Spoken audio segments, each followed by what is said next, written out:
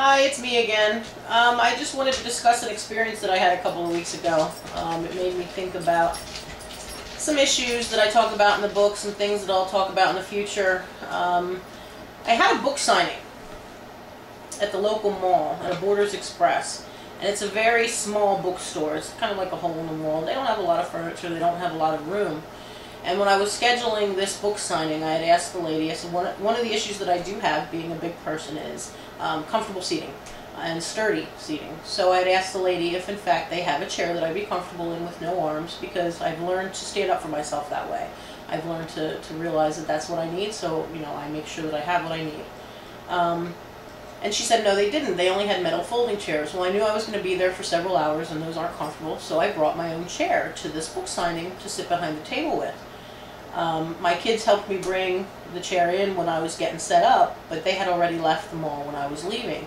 So when my book signing was over and I left, I was carrying this wooden chair and my bag to my car. And I was walking through the parking lot, walking up an aisle between two rows of parked cars, and I hear this laughter from pretty far away. And I turn around to see what it was, and here it's this group of people walking into the mall, looking at me. And this girl, you know, being the center of attention, trying to get her group to laugh with her, is yelling really loud, "Oh my God, you're so fat that you have to bring a chair to the mall to shop." You know, as if I need to keep the chair with me to sit as I'm shopping. And I thought to myself, you know, I'm at an age and at an experience level, and stuff like that just doesn't bother me. It makes me think less of that person than me beating myself up. But it occurred to me that we do that in this society. We spend so much time breaking each other down and making fun of each other and hurting each other, when there's really some truth to that saying. If you don't have anything nice to say, don't say anything at all. Really, she made herself and my eyes look bad. I don't know if other people were laughing with her and if they were looking at me thinking negative things. But my first thought was, you just made yourself look pretty stupid, because there's benches and seats all over the mall for people to sit and take a rest, so why would I take my own chair? And, you know, maybe there's another reason why I'm carrying a chair through the parking lot. Like, maybe I had a book signing, and yes, they didn't have a comfortable chair, but it's because they're a small store, and, you know, I was just taking care of myself. It wasn't that big of a deal. And I just, in my book, in the first couple of chapters, I talk about experiences like that I've had with people in society making fun of me, thinking they know me, you know, trying to demean who I am simply because of my size. Unfortunately, there's a lot of people out there with a lot of addictions, and food is an issue for a lot of people, and it manifests itself, I think, in the worst way that any addiction can. So, you know, I don't necessarily consider myself to be the level of a food addict that I used to be. It's just my metabolism is messed up and I need to work on it. But that woman had no right to try to make me look like such an idiot and humiliate me, and she didn't know the whole story. And in my mind, she managed to make herself look bad.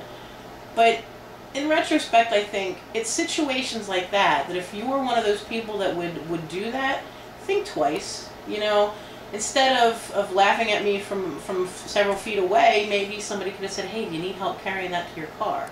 Maybe you could have gotten to know me a little bit better, and that's my whole thing. It's like, you can't judge me without knowing who I am, without knowing anything about me. And I think that's where we need to take a stand on an individual basis. We need to stand up for ourselves and say, this is what I need. We also need to make sure that we're not trying to demean and humiliate other people when we have no idea where they've been. And in the long run, I think that woman was actually tearing herself down. You know, she's really not making herself look that much better by trying to make fun of me. And we do that in this society, and people don't realize the effects that it has on themselves. Every time you do something like that, internally, on a subconscious level, you're really making yourself feel worse about who you are.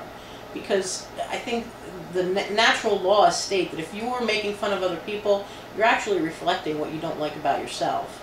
And you're tearing yourself down. If we would be building each other up, we'd get more of a sense of self-esteem. The more I help people, the better I feel about myself. The more I try to tear people down, the more I end up feeling bad about who I am. And that's really how the society works these days. We work in such a negative energy. What we need to do is make it more of a positive energy and try to be nice. And if you don't have anything nice to say, then don't say anything at all.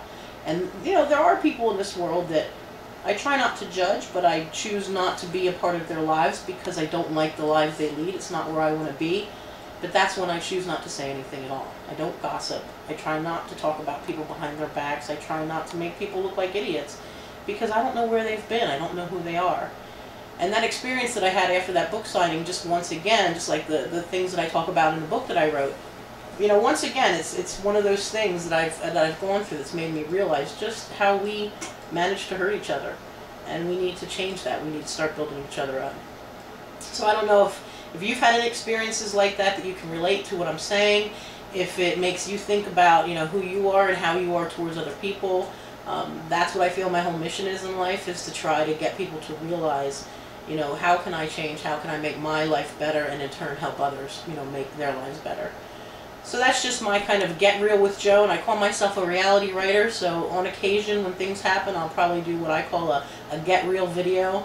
You know, we need to get real with each other, and we need to take care of each other. So I just wanted to put that out there. If you have any questions or want to email me, you can go to joanemlandis.com, and there is a link in there that you can, you know, do a straight email to me if you have any thoughts or questions.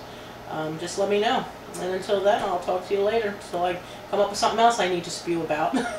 Thanks a lot. Have a good day.